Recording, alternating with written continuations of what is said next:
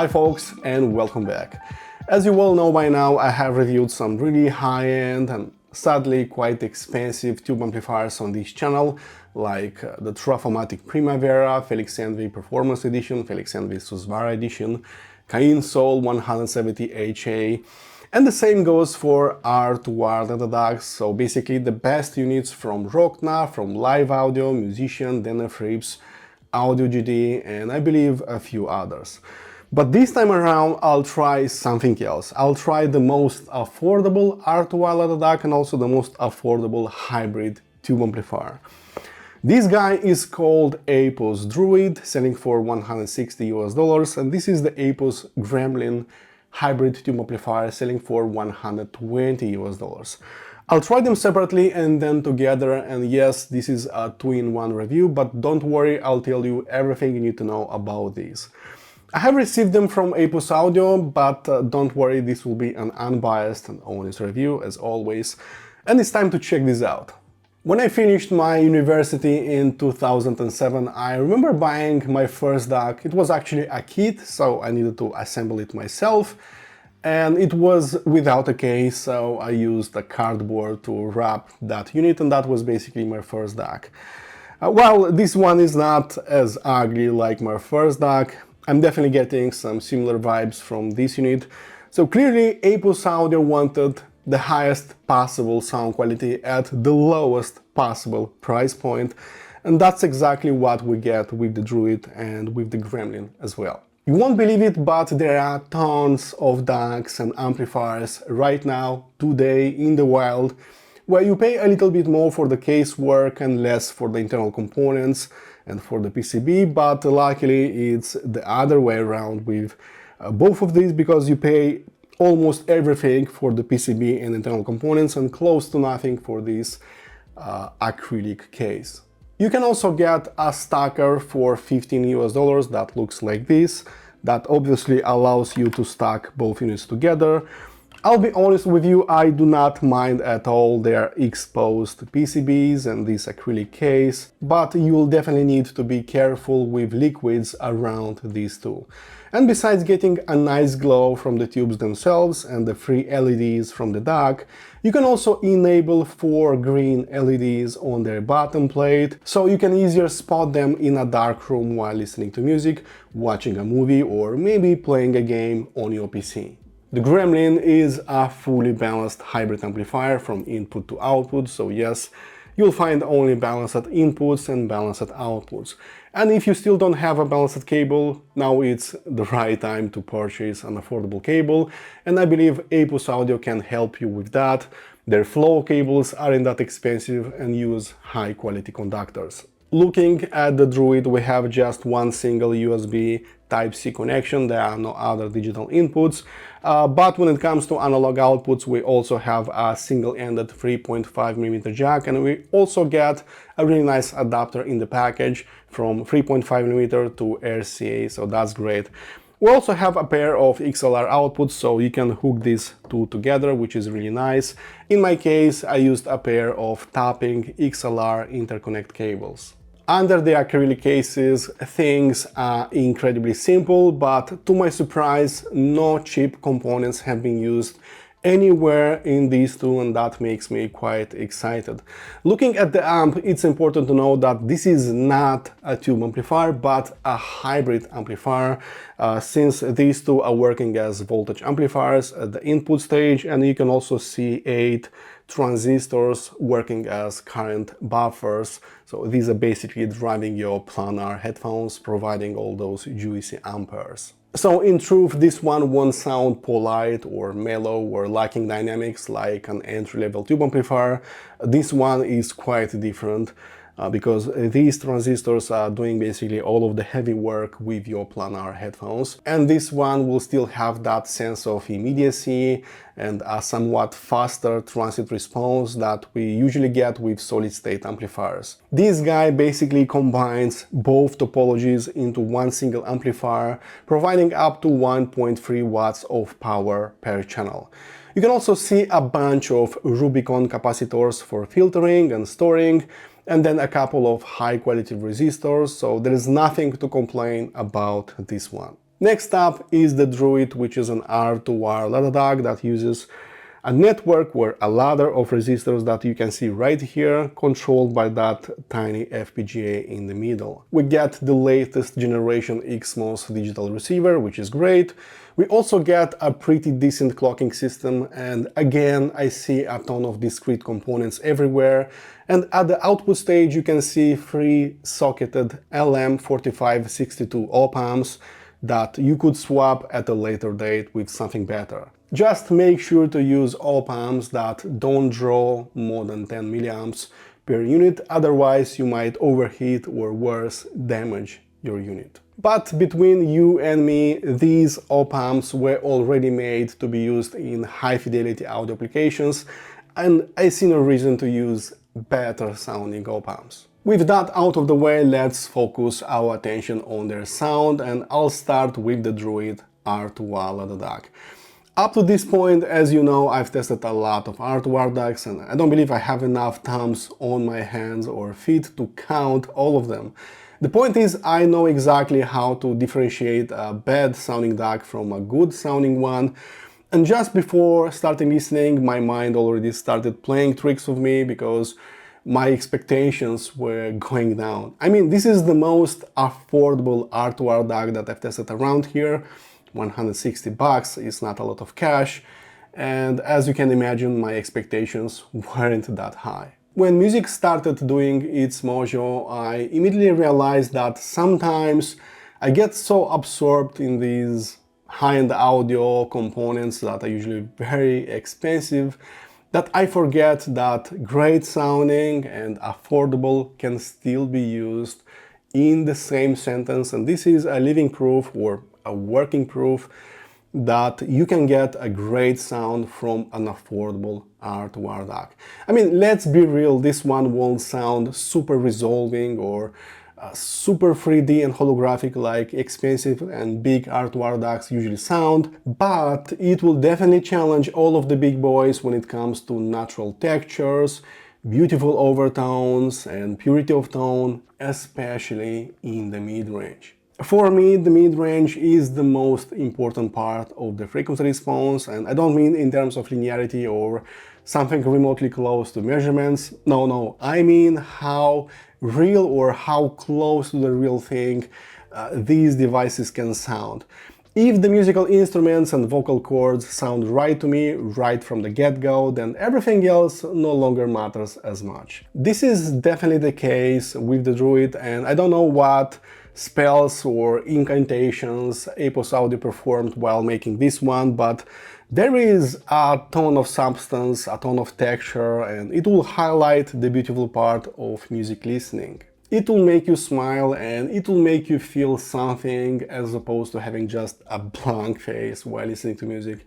Actually, yesterday I watched a movie in my office on my PC with this one, and I liked so much how we rendered the vocals, and I was surprised how loud and clear the voices were.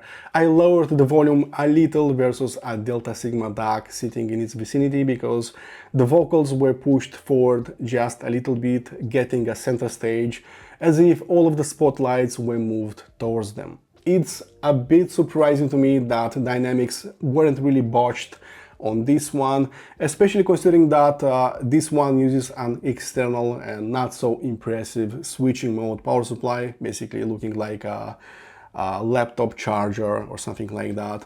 It's not that impressive, and usually that one is slowing dynamics, but that is not really the case with this one. It actually provides a pretty impressive kick in the bass, and there's enough energy up top, especially on double drums. All in all, this is maybe not the fastest sounding R2R ladder DAC out there. I definitely heard something faster, but in terms of bass slam and kick, it does provide a very impressive thump in the lowest octaves. It will push lots of energy in the lowest octaves, so yeah, this is one of those R2R DACs that actually sound great with rock and electronic music. As a short comparison with the FIO K13 R2R, I find the Druid less resolving sounding than that one, and it's also not that fast sounding like the K13, but this one definitely provides a stronger kick In the bass, it's thumpier and harder slamming versus a more polite and smoother sounding K13 R2R. Soundstage and stereo separation are another highlights of the Druid R2R DAC, and you can say of R2R DACs in general, because no matter what I did and how loud I went with this one, the sound never collapsed on my head. I never got that on-stage presentation. It never put me in the first row in the auditorium, and it still let the music breathe, nicely expanding it on several occasions. This part lets you listen to music for longer periods of time, because listening fatigue is never happening, not only with open back headphones, but especially with closed back headphones, because the sound is no longer happening inside your head or close to your face. Everything is decompressed nicely and there's enough air in between the notes, so you can hear everything dancing just, in front of your eyes, which I like quite a lot on the Druid. This part also feels like cheating, especially if you play competitive shooters, because you can easily spot the location of your enemies, and that can give you a small advantage. The only drawback I will mention about the Druid is that its resolution and sound transparency is not really on the same level with expensive and usually large R2R DACs that use higher precision resistors, usually 0.005%, bigger FPGAs to control this resistor ladder network, or higher performance clocking systems and a better output stage. That is not the case here, so this one won't compete in terms of resolution. But I don't see a problem with that, and proudly using something like this. In fact, my son tried this one in his Head-Fi setup, and I don't think I will ever see it again. Moving on to the Gremlin, the first thing that I want to know if it will show any kind of hiss or hum with ultra-sensitive IMs, and that's exactly what I did first. So these are the High-Bass Zeta 2 and these are the FiO FX17. Both are ultra-sensitive, so they are showing pretty easily the noise floor of your amplifier, but most importantly, these use electrostatic drivers to deal with the treble output, and those drivers usually tend to show you a higher noise floor with portable or desktop components, and that's why I've used these two. And I don't know how Apos engineers have done it, because this one does not have any kind of gain switch. We have a fixed gain position, and yet it's completely and utterly dead silent with these two and basically with every other IM that I have at my disposal. At zero or maximum volume, this little guy was completely dead silent with all of my IMs, regardless of their working principle, be them multi-driver or single driver designs. Next up, let's talk about its driving power, because most of you want to know where is the threshold. Can it drive planar headphones? Can it drive dynamic headphones? And of course, the first thing I did, I connected the Hyphaman Sosvara, which for me right now is the most inefficient headphone that I have at my place. What's interesting is that at maximum volume, absolutely maximum volume, it was not distorting at all. Clipping didn't happen in the bass. It was always clean sounding without adding any kind of distortion in the bass. Dynamics were not lowered, so that is a very good thing, although it didn't have enough power to fully satisfy me in terms of volume output. So it's not driving the Hyphaman Sosvara, but important to know, at maximum volume, it's not clipping or adding any kind of distortion. Can say this is a surprise for me, because don't forget, this is not a tube amplifier, this is a hybrid amplifier, using these two vacuum tubes as voltage amplifiers and these 8 transistors as current buffers or power amplifiers in a way. This little guy didn't fully drive the Hyphaman Sosvara, and you can include here also their HE6, HE6 SE, also the Mod House Tungstens, DCS Stealth, Expanse, Bando Savia. There was enough volume, but not enough to satisfy my needs. And you also need to know that I don't just test amplifiers and headphones. Sometimes I need to go a little bit louder to test their limits, because that's usually where clipping happens. That's why sometimes I listen at 95 dB, although only for a few seconds, something that cannot be done on this amplifier with super hard to drive headphones. But everything else in my stable, like the Hyphen Aria, Unveiled, Aria, Organic, HD at 100S, Mezzi Elite, simply worked outstanding with this amplifier. The bass in particular didn't lose control or composure, even going a little bit louder, it was still thumpy, it was still quite physical, it was punchy, you could say. So this part I like about this amplifier, because you know, music needs to talk with you, it needs to send you a message, and that's what I'm getting with this little guy. The headphone that I've used most with this one was the Aria Unveiled and also the HD at 100S, because these two actually made a very nice matching, let's say so, because these need a little bit of help in the mid-range, these need a little bit of help in the bass control, something that I've got with the Gremlin. I had about 50% of headroom remaining on top, so I was exactly in the middle volume-wise. Clearly there was enough volume to satisfy my needs or some super high dynamic range tracks. And I had similar feelings about the Sennheiser HD at 100S, which again worked like charm with the little Gremlin. The sub-bass and the wall mid-range region felt a little bit boosted, while the wall treble region got smoother and calmer, so basically transforming HD at 100S into a better sounding version of themselves. With the stock tubes, Dynamics felt lively, punchy, and it was definitely pumping tons of dopamine into my bloodstream, getting plenty of kick in the lowest octaves, but at the same time I felt that the bass was not exactly super clean, resolving, super tight or layered or textured. And right there I realized that this one is fine quantity-wise, but quality-wise in the bass region this one could be improved.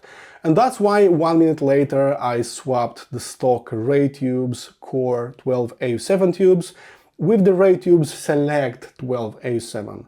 And right off the bat I've heard a substantial increase in resolution, but especially in the bass region, where instead of a one-note bass delivery, I could now discern a more layered presentation with a somewhat grippier bass delivery as well. Not only the bass became of a higher quality, and I could now discern some additional layering in the bass and a few substrates in the bass, but also the whole frequency region was a little bit cleaned up, like removing a thin veil from your music, and everything is a little bit clearer sounding with a little bit few nuances happening here and there. That's what you get with these Ray Tubes 12A7 Select. You are basically improving its resolution, its tightness, and also its layering and texture, because it's becoming like a much more expensive sounding amplifier. In the end, you are not improving only the transient response, pace, rhythm and timing with this better sounding 12A7 Select, but also, or more importantly, its resolution and cleanliness and micro detail of this little amplifier. Stacking the Gremlin on top of the Druid, you get this super tiny stack that is not occupying a lot of desktop space, yet will sound like a stack that's twice or maybe even thrice their size. You see, neither of these two limits the sound travel or, the sound stage in stereo separation. In fact, this is one of the skills that are quite impressive on both of these. So they are both nicely decompressing the music into 1 million pieces. Neither puts you on stage with the musician or collapses the sound stage. While tiny in size and very easy on your wallet, they will sound like a proper stack, like a proper DAC, proper headphone amplifier, especially in terms of dynamics and also 3D effects, stereo separation and sound stage. And that again makes them incredibly versatile, not only with open back headphones, but especially with closed back headphones that usually make you kinda claustrophobic and not so pleasing to listen to in long listening sessions. My son is slowly getting into the head-fi scene, even if he's just 12 years old. He already uses 2 pairs of headphones. I already taught him to respect musicians and repay back for their efforts. He actually bought a couple of CDs for himself and he spins those CDs on a portable CD player. What's interesting is that after trying this one with his setup for about 3 evenings in a row, he actually asked me if I can get something like this for his 13th birthday because he likes the aesthetics, the light show, but more importantly the sound, and that tells me everything I need to know about this little stack. Wrapping up, sometimes I get absorbed so much by high-end audio components, and I mean, you can see plenty of high-end audio reviews on this channel, sometimes costing you thousands or even tens of thousands of US dollars, that I simply forget that great sounding and affordable still exists today. And that is actually what's the case with the Druid and also with the Gremlin. I mean, one costs 120 bucks and the other 160. How can I complain about something that costs as little? I mean, sure, these are not the fastest sounding in terms of transient response. Sure, this will not show you the last drop of information in terms of detail retrieval, but goddamn, they sound so fun. I always tap my feet. I always have this huge grin on my face when listening to this one. And the fact that my son also wants to use a stack like this already tells you everything that you need to know about the Druid and also about the Gremlin. No matter what song plays, they always leave a mark, maybe a passing thought or a short-lasting emotion.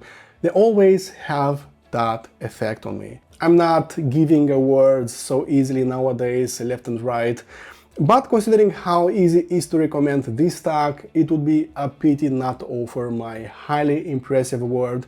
And I'm not sure when affordable and great sounding will be used again in the same sentence, but until that happens, this stack will be appearing in plenty of my videos. Thanks as always for watching, everyone. Please do not forget to smash that subscribe button, and I'll see you very soon with quite an interesting sounding planar headphone.